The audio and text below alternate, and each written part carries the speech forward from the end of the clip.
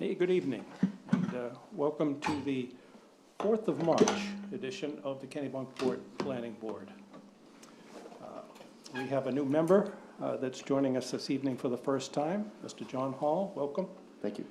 And we're expecting one other, but we're going to start. We do have a quorum of 3 at this point, so George and myself make 3. We'll start by approval of minutes. You probably haven't had a chance to look at the minutes. It wouldn't make any sense if you did anyway, because you weren't here for the previous meeting. I have got receipts from Nadia, the minutes, and You'll get into that swing the next Yeah. time. So I think we'll postpone the minutes question until a few minutes from now. it's 9. Hi, Peter. We're just getting started. We'll put you on the spot. Pete Have you had a chance to look at the minutes? Hi. And- John and- Hall, nice to meet you. Nice to meet you. Welcome aboard. John Hall, Peter? Yeah, I was fine. I made a comment or two back to her, but I'm fine.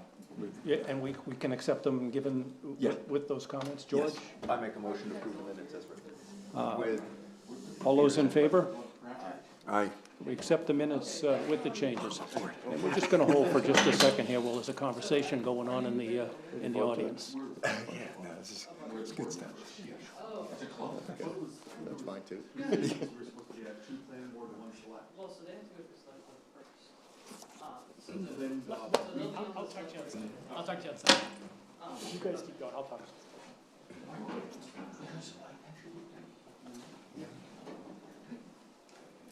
All right, we're going to move along to the first item.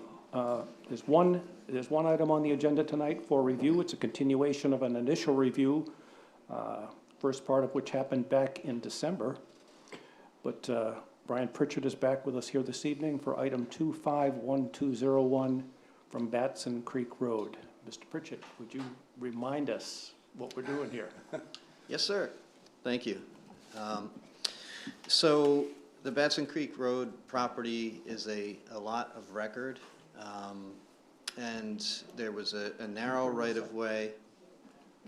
There was a narrow right-of-way that led into it, and the road is a dirt road with 4 existing homes. And this property that we were going to purchase would make it subject to widening the entire road and making it 20 foot. Right, right. And so before I went and did full surveys and topos and everything else, I wanted to make sure we could get past the process that the planning board deemed that I could, I could build, it was good. So last time we met, for the new member, John, last time we met, the application was turned down because I was requesting a waiver of the improvements, and it was recommended by the planning board that I go and meet with the fire chief and director of public works, because the board wouldn't be able to support my waiver without them having seen the road and being on board with whatever we agreed. Right. So, And just for clarity, we didn't deny it, we just said we can't approve it. yes. And so this is really a continuation of that initial meeting. Yes, thank you. Yep, appreciate it. No new funds. Yeah, Okay. so appreciate that, thank All you. Yep. So, So, questions? I was hoping Nadia could bring up Yep. a plan, so again, we could remind ourselves just what the situation is, and maybe you could talk about what's changed since you were here before. Sure. So, I believe it was December 19th at your request. I did meet with both the fire chief and the public works director. We walked the road, and I talked to them about multiple different areas for fire trucks to turn around. And in my original proposal, I had only built in a kind of a hammerhead turnaround that we would use in our driveway. And they were happy with that, but weren't happy enough. And so what we really agreed was that from the first telephone pole, which is the black circle on the top of the road, Top. on the north end of the road. So, oh, yeah, there we go. So just before the red starts in the bottom right corner, there you go. Okay. So for that's close to the area where the neighbor's property really is tight.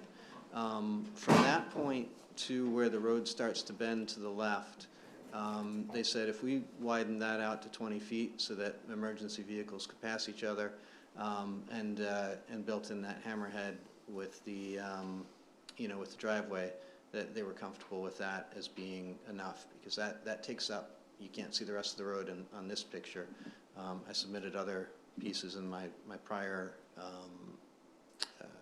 meeting, but that takes up really about a third of the road, and after that it becomes driveways that they can turn into.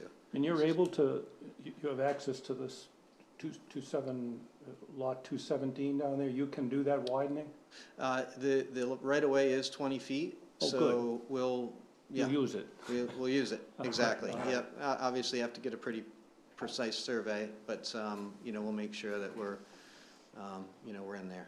So that really was, as far as I am aware of, the last hurdle, and Nadia did help me out with some additional waivers requested that weren't, this property won't be subject to, such Right. as lighting details, landscape buffering, things like that, so.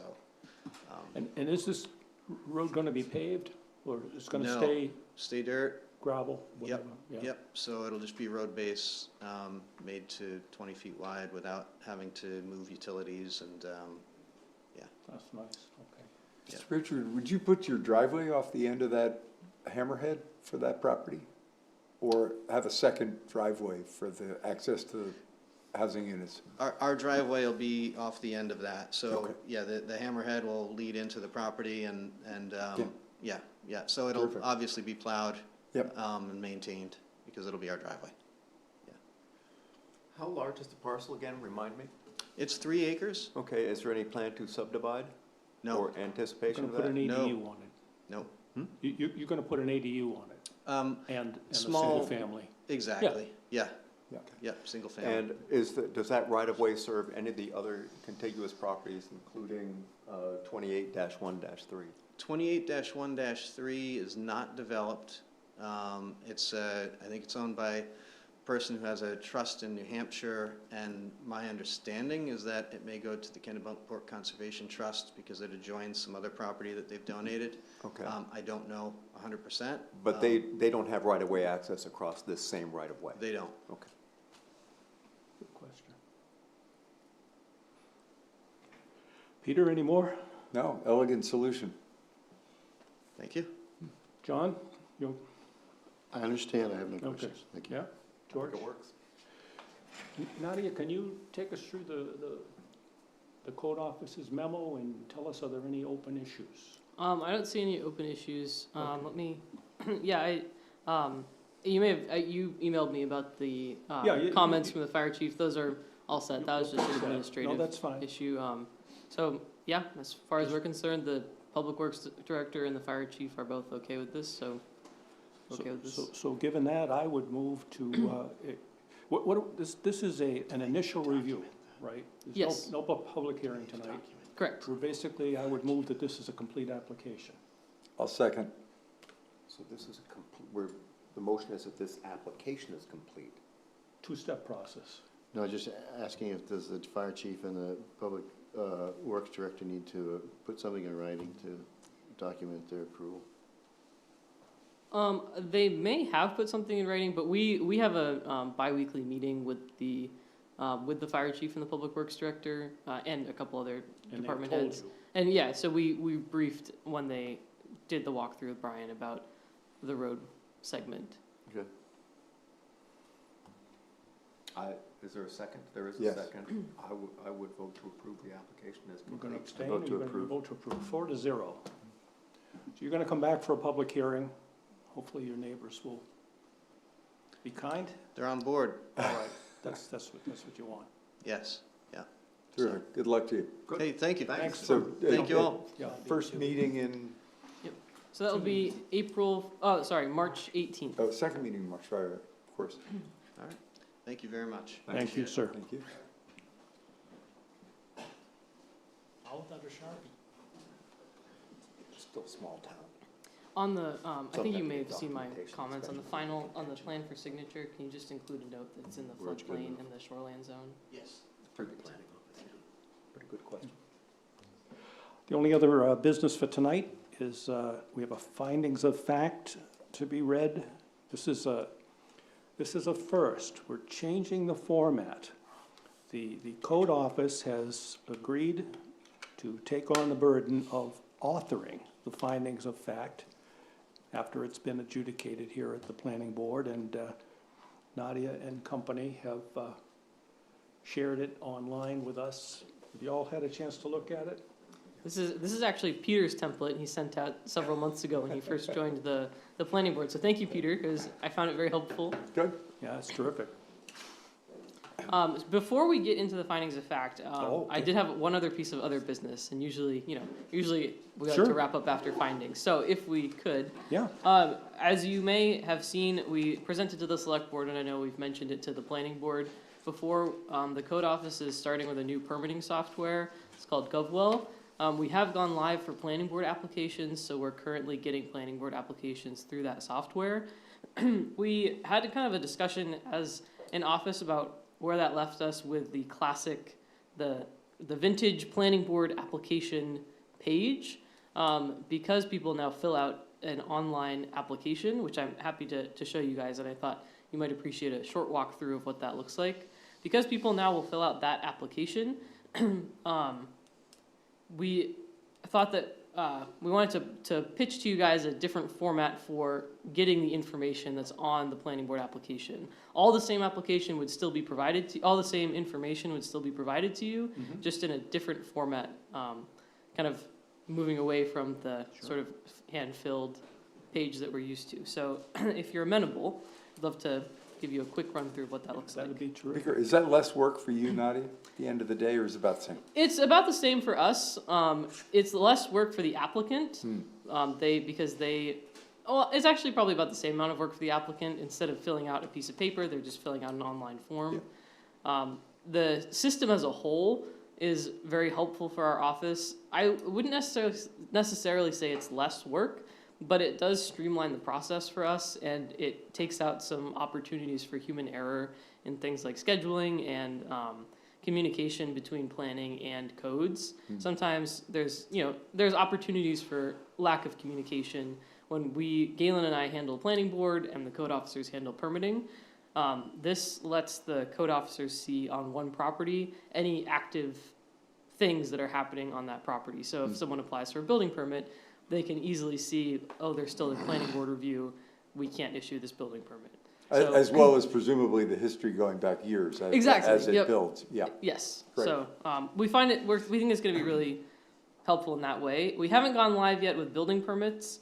That one's a little bit, there's more types of building permit applications, so that one's taking a little bit longer to iron out the details. But we have gone live with planning board, and so far we found it very helpful. Excellent. So as we go through this, I happen to encounter GovWell, the term, today for the first time, and I sent a note to Nadia because I saw there is one, hasn't been on our agenda yet, but it's just hit the document library, and I went in and I looked at it and I said, oh, Nadia, this application says that they want to create a new lot on a pre-existing subdivision, and it's a minor revision. What's going on here? Well, it turned out they used the wrong form. And I wondered, is there a mechanism for us when we look at it to say, oh, and this has been vetted by the code office Yep. initially? So we can Not walk. accepted, I Yep. don't want to use that word, but Sure, we can walk through that specific application. I can show you what I did. would that be useful? That- I mean, Mhm. I just want to make sure that question got in there, that we don't look at it before we should. Sure. That's all, Mhm. that's all. Okay, so this is our employee side. I have put a tutorial on the planning board website for how to access this as a resident and to submit an application. So if you're curious about what that side of things looks like, I would encourage you to watch the video. It's quite short, it's only a couple minutes. But we're going to do a test record for this, which just means that we won't get an actual record in our system, but you'll be able to see the same process.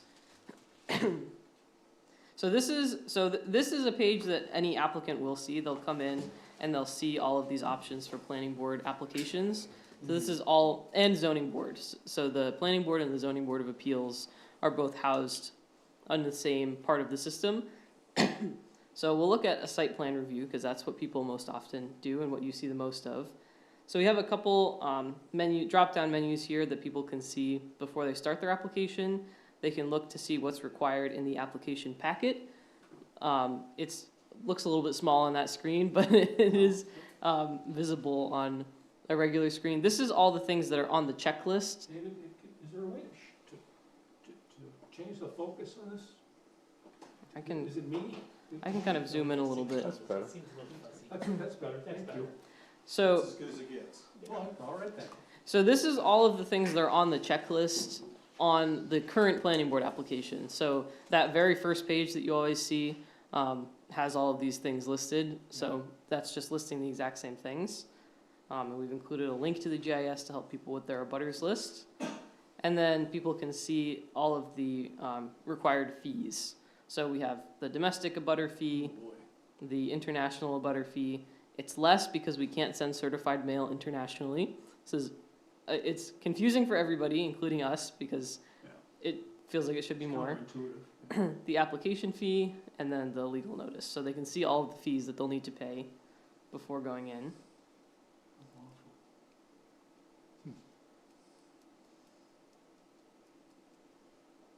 So once they're in the application, this is what it looks like. So this is all of the same information that you require people to submit in the on the paper application currently. So the property owner information, the agent information.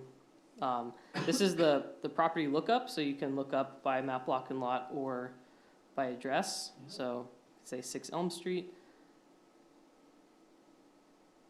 If it will And Nadia, click. if they're on this page, they've already been told they need to be on this page. Is that what I'm gathering? I mean, because people don't know they need a site plan review.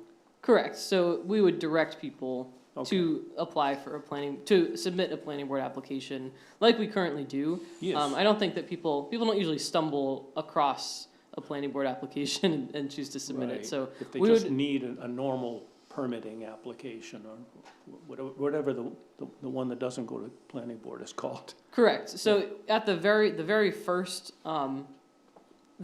screen that people would see when they opened GovWell would have two distinct options: building permits or planning board applications. Got it. So they're clearly marked.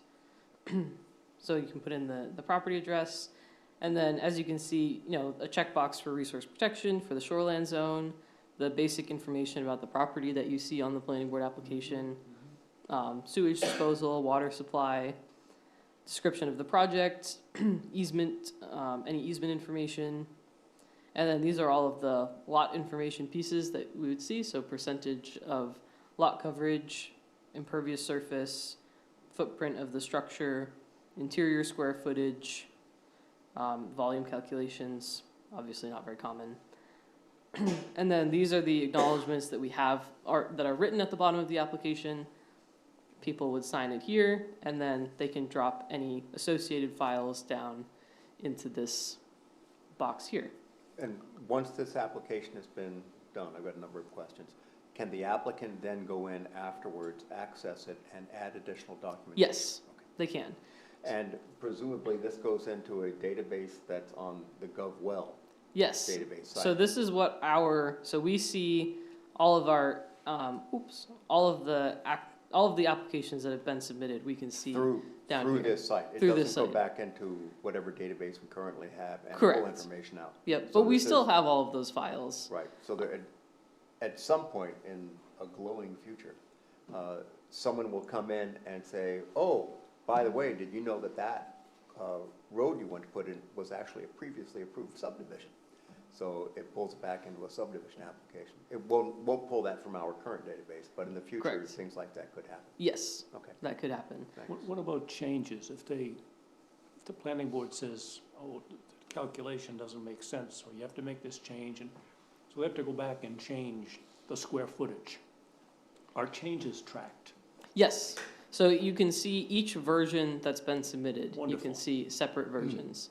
And we'll continue to use the SharePoint. There's not really a convenient mechanism for you guys to view on here, so we'll keep using the SharePoint, which will also track any To updated. capture the next version Exactly. if needed. So you'll be able to see any past versions still the same way that you're viewing it now. And can they submit an application with any incomplete information on it? Or Yeah. does it have to be filled out completely? They have to fill out all of the information on the form and then submit the documents. But if, they can always, you can put something like not applicable if, if they don't have any interior square footage, Right. then they don't have to put in Okay, a number for that. good, thanks.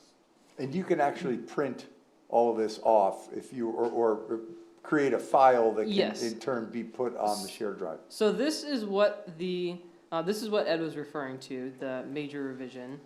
So this is the applications, oh wait, that's the wrong one. No, it was a P. So this is what the application summary that we can kind of create from what people have filled out looks like. It's not as beautiful as the current site, as the current application. We acknowledge that. Eye of the beholder. Yes. But it is, it's all in a straight line. All So there. like Ed said, whatever, that's nice. We'll get used to it. So you can see the property owner information, the agent information, the property location, and all of those boxes that people filled in are included here as well. So this will contain all of the same information that you currently get on your planning board applications. And It's at just in some- a slightly different format. At some point on the website, when someone goes in and clicks on an active application, it will take them to this site, Nope, they'll still see the SharePoint files. okay? So people can actually view active applications on GovWell. You can see, this is the home page. There's this public records button, but it does not display a huge amount of information. So they can see what's been submitted and what applications are active. But if you open one, so let's open that same one. Oh, I'm logged in, so it is counting that. Let me just reshare quickly. So it says application packet, that would take me to that's a PDF off of the SharePoint site. Yep, so, Far out, man. Sorry, Dave, I cannot do that. all right. This is when the Star Trek. So I'm opening it now from how you would actually see it as a resident. So if we go back to public records and then click on that one, they get kind of a basic overview of the application, so they can see what type of application it is, the application number when it was submitted, and a little bit of property information. They can't see any of the applicant information, so the problem we're having with the scam situation, that shouldn't be a problem with this. We did make sure with GovWell that none of the applicant information would be pulled through. So when we upload things to SharePoint, we'll still redact all of the contact information from the applicants so that we're staying safe from that scam situation. And as your office is now creating the things like the findings of fact, we have less and less need to go into the finer, as board members, less and less need to go into the finer details. Of the application? Yes. We would hope that you would still be going into the fine details of the We'll application. get that off of SharePoint. Mhm. Yeah. So all of the information you currently receive, you will still receive. We're not planning to hold anything back. So everything that you now get, you'll still get. We will just receive it in a different format at Got the it. beginning. Right now people just email us a PDF of the application package and we upload it to SharePoint. Now they'll submit a PDF and we'll upload it to SharePoint. Got So it. Thanks. Yep. I like the part that it'll let you check for completeness mhm. easily. Yes. And correctness, so if they write free enterprise zone, because they don't know any better, but it's something else, or it's overlaid by the other zone, would that automatically tick and tie and say, yes, that's right for this parcel? I'll bet not. I don't think it will, but when they pull in the property information, when they type in the property, that information automatically gets pulled in from our GIS map. So I believe it will flag it on its own. Okay, great. And they're having to do this now anyway. Yes. Just now they're Yep. submitting the information in a different spot. Exactly. We We should still, probably still check it, Yes. for the time being, Yes. till we learn to love this. Yeah. it's obviously, it's a new system, so we're open to feedback. We've let applicants know that we're open to feedback, That's and terrific. we're obviously open to feedback from the board. Are we But, like the first town in Maine to use this, or it's been pretty common? Cape Elizabeth is actually the first town. There's Wow. just the two of us, but one of the things we liked about Govville when we were doing our RFP and everything was that it's you can sign on as one person and access any record with any town that you're working in. So if it spreads to the nearby area, contractors would be able to see any application that they're doing, which Properties doesn't really that are apply on to that are the on the border, you're saying. yeah, it doesn't really apply to the average resident, but is kind of a nice perk for others. So go back to the question that I asked earlier, and just use this one as an example. The fact that it showed up on SharePoint, I take that as evidence that you accepted it from them. You moved it from GovWell to SharePoint, even though you shouldn't have in this particular case because Yes, it was a minor. I forgot to include the updated. I forgot to include the new application page, but I went in and I updated it and I included the application summary that we generate through GovWell. So I'll pull it up for you Okay. guys. Their application page said, the normal verbiage of we're putting this in so-and-so because it's a minor revision. And I thought, this doesn't make any sense. Yeah. One of the few things I remembered. Here we go. Okay, so yes, this is the minor application or minor revision application. I did when they dropped off. I always look through it when they drop it off. He dropped off the paper copies first, and I did let them know. I was like, this is the wrong application. But since we're trialing this system, I said that we would try out our application summary first. But if you want to see the classic planning board application, they certainly could submit it. But I've added underneath the originally submitted application, I've added our application summary, and you can see at the top it does say major revision to a previously approved subdivision.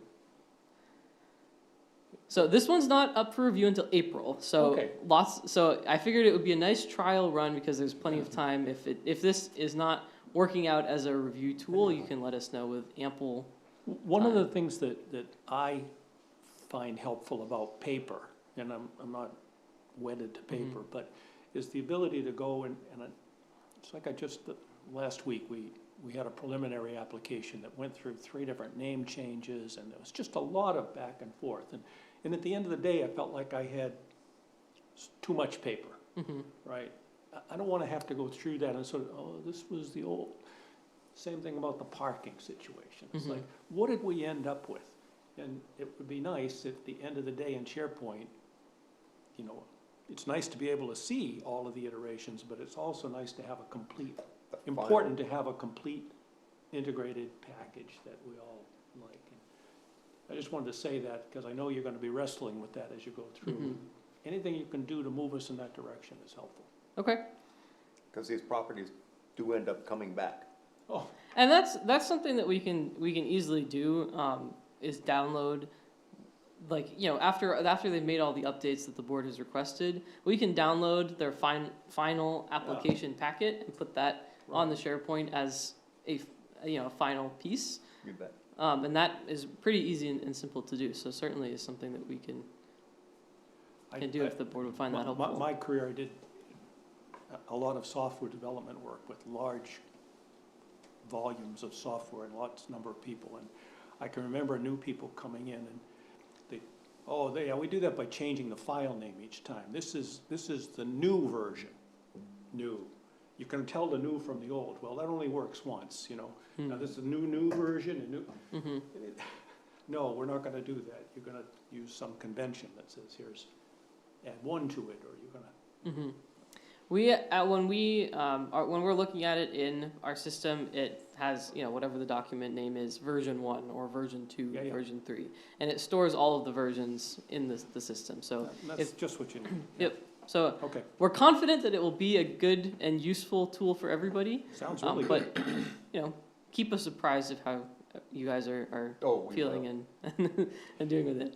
And compliments as well as critiques, right? Yes. Are all, I'm sure, appreciated. This sounds good. So, next new system for the night, we can move on to findings of Yeah. fact, unless are there any other questions about the, I'd like to The know, make double sure, system. did everyone have a chance to read these? Yes. Yeah. It was nice, I like the new format. Whoever came up with that deserves a pat on the back. Thank you. Or another year on the board. Well, no punishments, okay.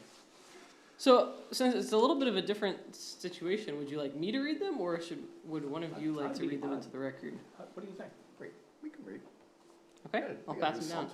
Oh, we got it. All right. Get your rubber stamps out. Yes, 2 sets. Well, I'll give one to you. One to you. Thanks.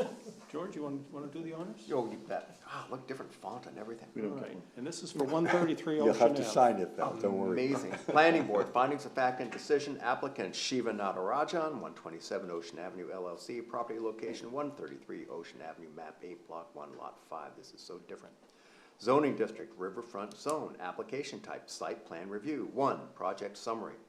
The applicant proposes to convert an existing single-family dwelling that is currently used for staff housing into 2 new guest rooms on a 0.79 acre parcel located at 133 Ocean Avenue in Kennebunkport. The property is located within the riverfront zone and is subject to planning board review under 240-10.2 of the Kennebunkport Town Code. 2, procedural history, date of application 10/01/2025, European format.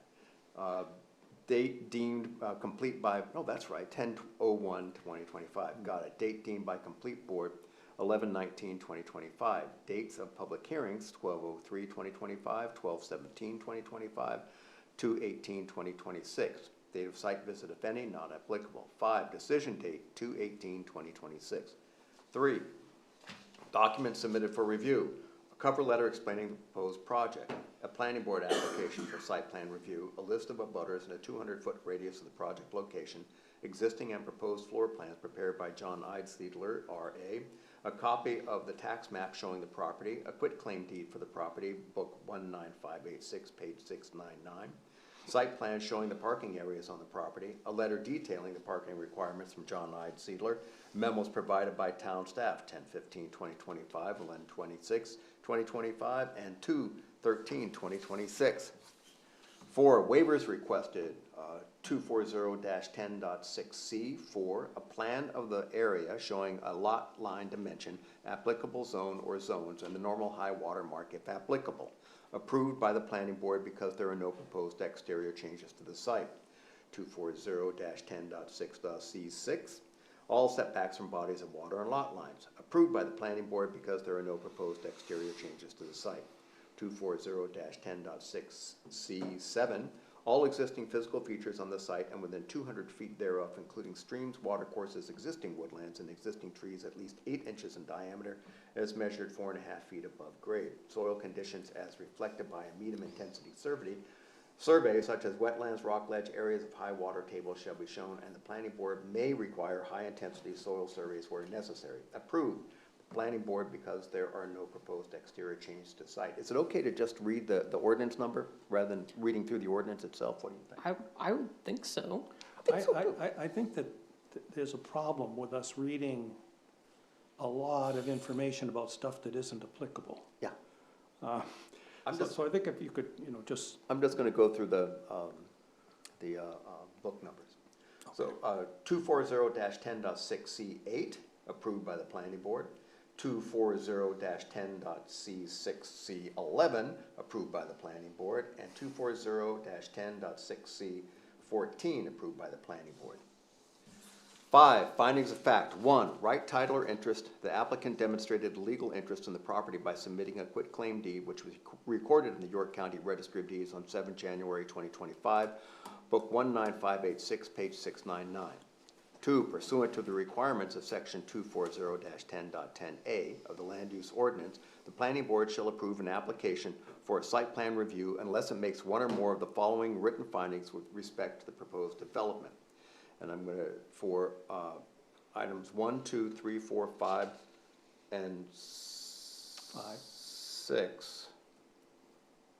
Six has a comment on It it does, that's okay, for important to 5, read, I think. And,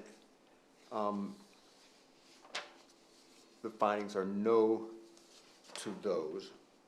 That's recorded at the end of this document. For, item 6, the provisions for vehicular loading and unloading and parking and for vehicular and pedestrian circulation on the site and onto adjacent public sites will create hazards to safety. The Planning Board heard concerns from the public regarding parking standards for the intended change in use of the single-family residence to 2 hotel sleeping rooms. The property has a convoluted history of meeting the town's parking standards. There is a paved parking area at the shore of the Kennebunk River that is designated historically for parking.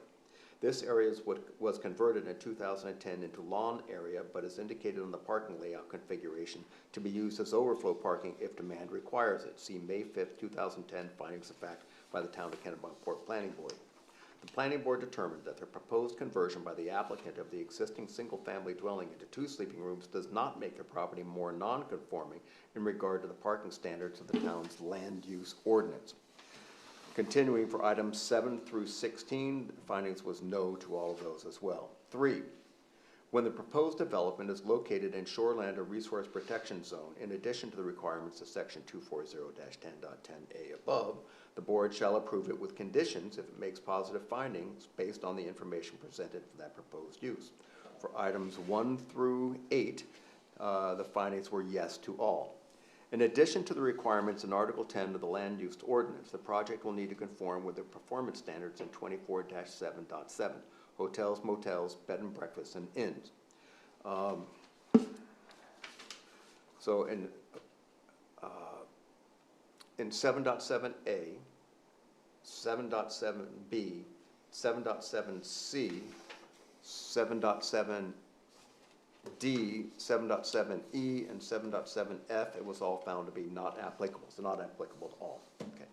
Sections 240, conclusion and decision, section 240-10.10.A and 240-10.10.B of the Land Use Ordinance mandate that the Planning Board shall approve a site plan application unless it makes one or more identified findings that would otherwise compel denial.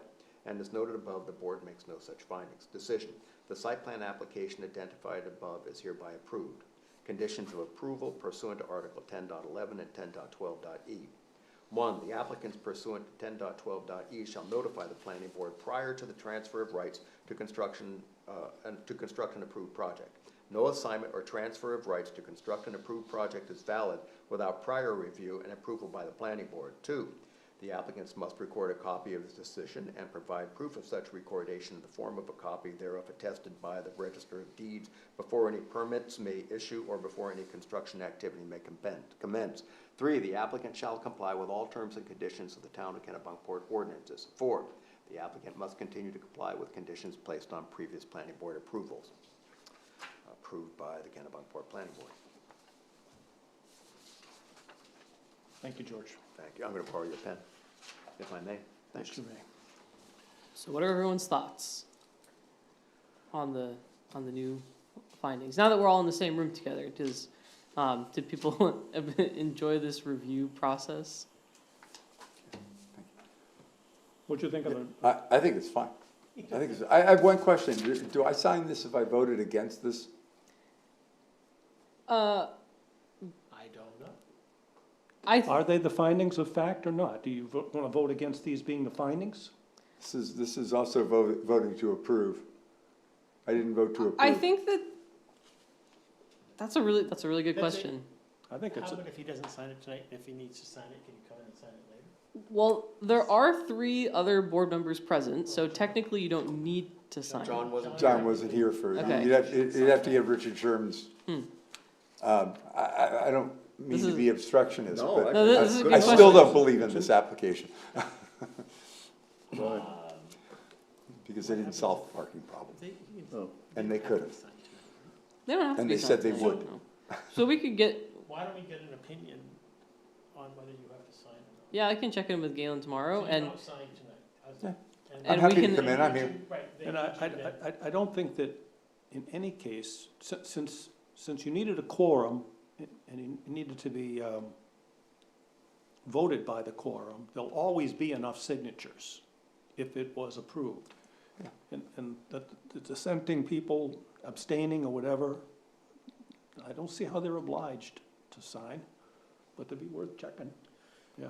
What if there were an instance that something was approved, a finding of fact, after, let's say, Mike West had left? mhm. You gonna sign? And we needed, in order to have a quorum of signatures, Mike West would have had to sign it, even though he was no longer on the board. These are all very good questions, and I will Never do a little encountered bit of this before. research. Okay. I wouldn't sign if I was. Inquiring minds. I'm good. What Hold on. happened to your legitimate I'd throw concern? that back with contempt. I got outvoted by the rest of the board. And that rarely happens. Rarely It happens. has happened If you, three if you, times. if you listen Twice to, with if you you on listen to this the issue. select board meetings, it happens all the time. That one off the Wilds I'll talk to him Oh, tomorrow. is that You right? guys I never see a complete And we consensus on the voted select one board. down It's once. often- That's not true. Doc. Well, I often see dissent. No. In 8 years. We are still, are still on the Well, air. obviously, we're having just it so- right here. It's rare. So It doesn't usually get to us if All it's right. gonna be. Yeah. Is there any other, do you wanna, me to ask the question I asked you earlier about the review process? Were you open to that? Sure, and I'll check in with, I'll certainly check in with I- Galen tomorrow. I asked Nadia, I had a concern with our review process in that for all the years I've been on the board, we've always reviewed findings of fact by the author, let's say it was me. I'd send out a copy via email and I'd say to everybody, reply only to me. I'm not gonna, so George, your comments are only seen by me. They're not seen by the other board members. And your comments are done independently of seeing George's. And that seemed to be very safe in terms of, there was no hint of it being Meeting. an unpublished meeting. Right. Yeah. This is a different review process, and I wanted to know, could someone at least ask the opinion to make sure we weren't setting ourselves up for criticism later, even though none is intended, Mhm. nothing untoward is intended. Okay? All right. With that, I'd like to introduce a motion to adjourn. No, we have one more findings of fact to read, don't we? It's not a findings of fact, Oh, this it's is right, the it's the preliminary approval Approval letter. Okay. Would you, Which do I you think don't, we should have a practice of reading that? No? Okay. That I we don't need believe to- it's traditionally. We have not been read. traditionally read it. Sorry, okay. I do have some plans to sign, so I'll roll them out after adjournment and everyone can There's sign. a I mo- would move to acceptable. adjourn. There is a motion, yes? And a second? All those in favor? We are adjourned, thank you. Not quite record time.